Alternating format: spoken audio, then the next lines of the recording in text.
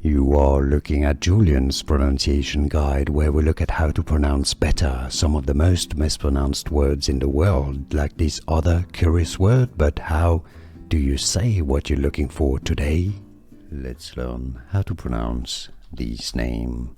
A girl's name, feminine name of Sanskrit or Indian origin, let's say, meaning paramount, supreme, or continuous. Anisha in Indian, or in India it's pronounced Anisha. In English, the pronunciation is generally as Anisha. Let's learn how to pronounce this name. A girl's name, feminine name of Sanskrit or Indian origin, let's say, meaning paramount, supreme, or continuous.